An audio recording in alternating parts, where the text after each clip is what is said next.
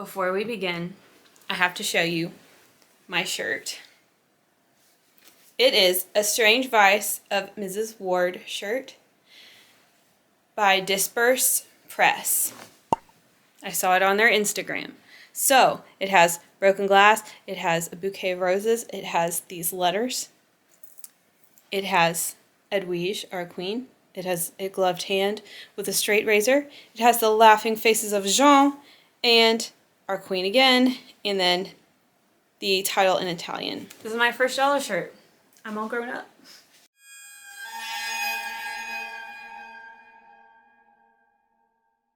So as I said in my What I Watched in March video, I loved Short Night of Glass Dolls. I looked all over the internet, watched tons of reviews, read tons of reviews. Most people don't even want to talk about the ending. They don't want to spoil it. But I was really desperate to find something like Short Night of Glass Dolls explained. I want a plot breakdown, I want a deconstruction, I want a translation. I need to talk about this movie in depth. So, this is what we're going to do in this video. We are going to dig deep into what's actually happening in Short Night of Glass Dolls. Okay, so this video is going to have tons of spoilers. This is going to be a spoiler feast. I need you to watch this movie before you see this video, okay? I would recommend watching it on Shudder rather than the upload that's currently on YouTube, because the one on YouTube has cut out the best parts, probably because they're too obscene. I would recommend watching this on Shudder or some other more official means, and then come back here, okay? I don't want to spoil this surprise for anyone. This movie is such a surprise. I have to insist you go watch it before you continue any further. So in this video, I want to really dive into the truth of the story and not skirt around and not hint at it. No, let's go in. And I kind of need to do this for myself. I want to unpack this. I need to talk through this.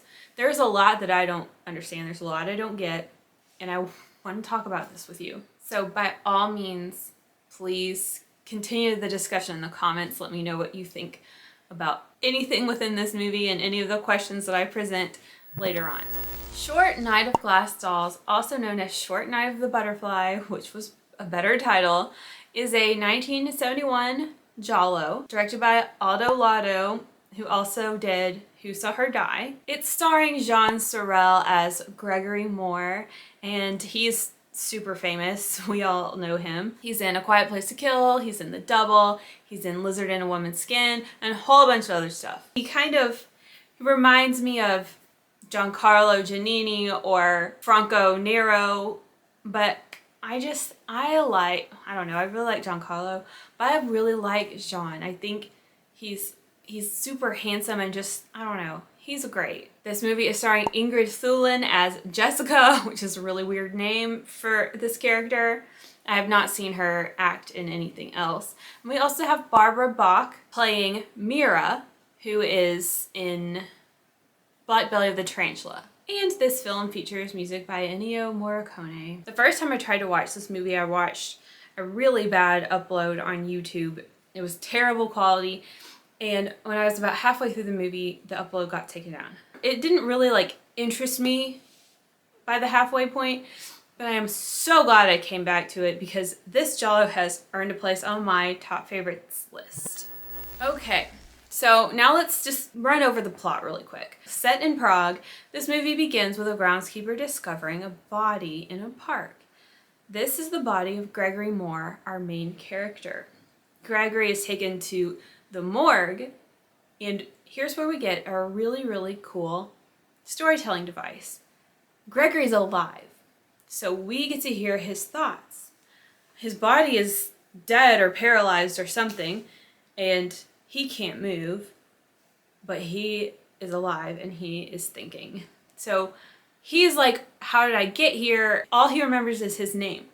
So he tries to think and retrace his steps to figure out how he ended up like he is. Him remembering what has happened, that's what narrates, that's what guides us through the story. This film is different from other Gialli, of course, with its narrative device, but also it's setting of Prague, and we do get some kind of supernatural themes. So take that to whoever criticized me for saying Jolly can be supernatural.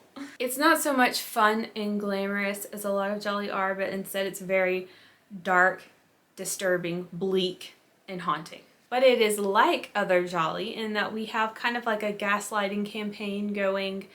There's a mystery, and there are dead bodies getting discovered. And it has some freaking twists. We get some heavy symbolism throughout this movie, like really prominent imagery and meaningful symbolism throughout. One example is the butterfly that cannot fly. We get themes of music and flowers. And once you've seen the movie and then you go back and rewatch it, you pick out a lot more little Easter eggs that were tucked away for you that you may have not noticed before. I think this movie is one that could be considered a bit more intellectual. It has a lot of themes of, politics and power and class. And I think age comes into play here too. And also just kind of obedience versus rebellion. You could seriously write like a 20-page paper on this movie. So Greg remembers he is a journalist. He was an American journalist. He was working in Prague, writing on a lot of political stuff that was going on at the time. And Greg has this local girlfriend named Mira. He recalls that Mira had come to stay with him, and one day she just disappeared. Took nothing with her. She left everything. She didn't leave a note or anything. She just disappeared. So the bulk of the story is Greg trying to find where Mira went, and the police aren't very helpful. So Greg starts investigating, and he finds out that other girls in the area have gone missing under similar circumstances, but nobody seems to really want to speak on it. It seems like even these families of the disappeared girls are hiding something. Long story short, let's just get to it. Greg has been kind of schmoozing with some elite members of society there in Prague. These members are all part of a music club called Club 99. Well, it ain't a music club. It is a cult. It is an order of black magicians. This group has taken Mira to kind of take her youth to preserve themselves. But it seems like it's serving two purposes here, because Mira is like a free spirit. She's seen as one of like the rebellious members of society. So by eliminating her, it helps keep them in power, but also by consuming her life force, it helps keep them alive. This is what I understand anyway. Now, when you really look at these elites, these members of Club 99, they look kind of like zombies, like they're very pale and they have like black around their eyes and stuff. And a lot of times they act like zombies too. Bit by bit, Greg figures all this out. And by the end of the movie, he stumbles into one of the rituals that Club 99 is holding. It's like this squirming, moaning, writhing orgy. And it's all taking place around like an altar in the middle where there is a younger girl laid out. Not younger girl, a younger woman laid out, presumably as sacrifice. This is obscene. It's just, it's like the ugly truth. It's the ugly truth of what these activities look like. The look on Greg's face, he looks horrified, but he also looks so defeated, and that image of his face seeing all this is just like burned into my mind. So yeah, the cult leaders tell Greg that he's going to be next. They tell him that he is going to be paralyzed and that people will think he's dead, but his mind will still work, and his mind will go insane by the time he's buried. And to wrap it up, back to the present moment, we have dead Greg. The doctors think something's weird, like he doesn't seem really dead, but they tried to revive him and they couldn't bring him back. So they're like, well, let's use his body for an educational autopsy. So it's like an autopsy in front of a bunch of medical students and stuff. So he's laid out there on the table. The doctors are getting ready to do their thing. And Greg, he's finally starting to regain control of his body, and his hand starts moving. And the doctor grabs his hand and holds it down, and then continues with what he's doing and makes that first pierce of the scalpel, puncturing right into Greg's heart. And Greg sees that this doctor, he recognizes him from the ritual at Club 99. This doctor is one of the cult members. And in the audience, there are several cult members there as well. And also Jessica is in the audience. And when the scalpel goes into Greg's heart, she screams. And that's the end of the movie. This is a badass movie. Like, it steals the breath away from me. But I have a lot of questions, so let's get into it. Can you help clarify some things for me? Jessica. What's going on with Jessica? Is she part of this cult? Is it blatantly obvious? Am I the only one that's missing it? I mean, she's got to be part of it, right? Or at least fully aware of what they do. At the very beginning, she says something insulting about Mira being so young. Obviously something envious of Mira's youth. She's also at this elite party on her own. She's already there. She's chilling, she's talking to people, she's hanging out. She seems very comfortable there, she belongs with these people. And this is mostly a Club 99 party as I understand. But on the other hand, their other journalist friend Jack, he's at the party too, and he's not affiliated with Club 99 at all. Okay, so with Jessica, during the search for Mira, she's always kind of just trying to discourage Greg a little bit. Just don't worry about it. She kind of seems like she knows something about what's going on, but she also seems like she cares. She seems like she really cares. And obviously, she knows that that autopsy is what ultimately killed Greg. How does she know that? And why is she so upset by it if she's really part of this cult? And this should all be part of the territory. What do you guys think about Jessica? Next, I need to talk about Mira. Does she know what this cult is all about? So she's affiliated with music, and this is a music club. And I guess she knows these people. Does she? I don't know, because when she goes to that party, they're all like, oh, it's so nice to meet you. But she also gives Greg that butterfly set in a frame and starts talking about the butterflies that cannot fly, which is a theme within the club.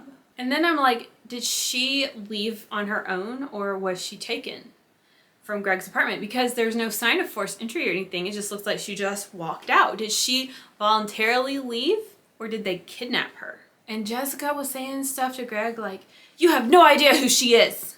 What do you mean? Jessica also says about Mira, she belonged in a different world.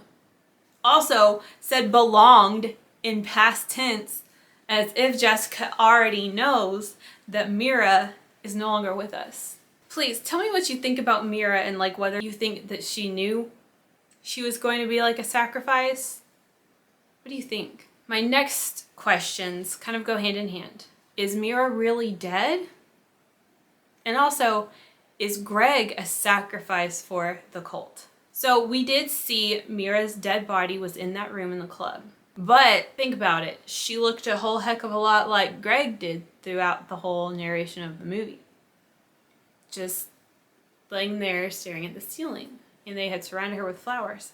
Is she really dead, or is she in that same paralyzed state? Did they do the same thing to Mira that they did to Greg? Also, when they paralyzed Greg, which could have been magic, I don't know, it seems like it's some sort of magic spell. Did they put him up on that ritual table to do it? Did they do that while they were already having the orgy thing? And is Greg a sacrifice? Were they able to feed off of him, off of his energy, even if he didn't really get officially killed? So what if they only have to take the life out of the body, but the brain is still active? So what if what they did to Greg is what they do to all their sacrifices, where they just suck the life out of the body, and that's what they need to stay young, but they don't care if the mind is still there or not? What if all these sacrifices leave people in the same state as Greg? What if Greg was just another one of those sacrifices, because he wasn't necessarily young, but he was rebellious? And those are the two kinds of people that this club likes to take. One thing that the cult leader said to Greg about Mira, he said, "She is sleeping now. You will follow her." That kind of sounds to me like they're suffering the same fate. I think I might have figured it out. And maybe all y'all already put this together immediately, but sometimes it does take me a while to understand a movie. It's like understand what happened. Another thing this cult leader says is, "We will hold the reins of power in this world as long as there are people willing to be killed." Willing to be killed? It makes me think that people like Mira are perhaps willing sacrifices, willing participants. My next question is, who is Club 99? Are all the elite part of this cult? Jack does mention that there are chapters in major cities all over the world. And like, what are they? Are they vampires? Are they immortals? Are they people who should have already been dead by now? They all do. Like I said, they look like zombies. Do they look like zombies because they are just too old and they're extending their lives by artificial, unnatural means? And at first I was like, well, this cult is all old people, but if you look closely, you'll see that it's lots of different ages. And they were talking about like how their old people in their cult have a role and the younger people in their cult have a role. Another random question, what is with that drugged out hippie, that blonde hippie girl at the initial elite party? Do you remember?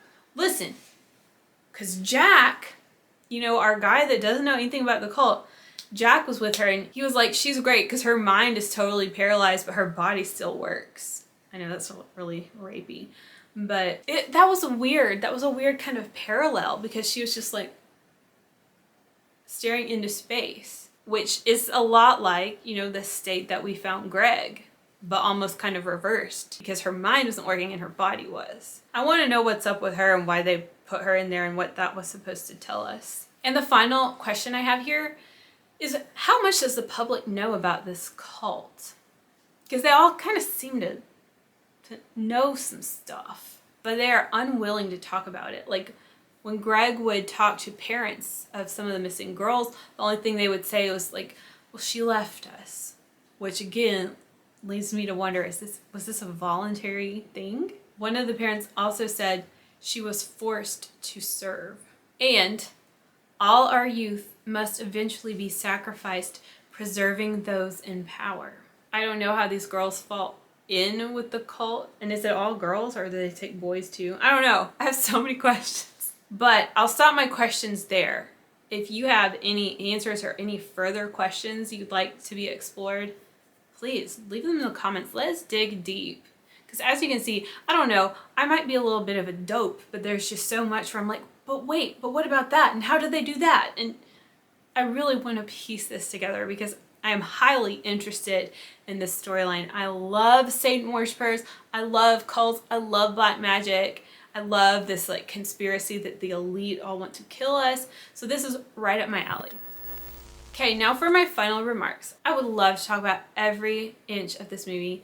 Every detail is so masterfully crafted, but I will just stop here. This movie is dreamlike, ethereal, and haunting. Just bleak. The way I felt after the ending of this movie was quite similar to the way I felt at the end of Footprints on the Moon. I just felt lonely, hopeless, and full of questions. Almost devastated. If I can find the picture that I took when I finished watching Short Night of Glass Dolls, I'll post it here. That's what my face looked like. I wanted to read a couple of quotes that I found from other reviewers. I really liked this observation from Astrid Budger on unwinnable.com. The cleverest thing about Short Night of Glass Dolls is how it makes Giallo tropes part of Club 99's repressive structure of power. The psychiatrist's wrap-up monologue becomes an attempt to discredit more Greg. The obsession with naked women becomes a desire to consume their vitality. The journalist working with the police becomes the police attempting to coerce a confession and prevent further digging. Vikrant from hyperrealfilm.club notes, the film's theme is ultimately one of hopelessness. that resistance against the establishment is inherently futile. I feel the need to deeply understand this movie. I found it incredibly gripping, and it is definitely something that has stuck with me ever since I saw it. And this was my attempt at trying to really break down what just happened. What happened? What is all this? And trying to answer some of those questions that don't get answered in the tell-all monologue from the detective at the end of Other Jolly. Please, I invite you to share your theories, answers, or any further questions, or just your general thoughts on this movie. Let's have that real spoiler-filled conversation that I just cannot seem to find elsewhere on the internet. And until next time, ciao for now.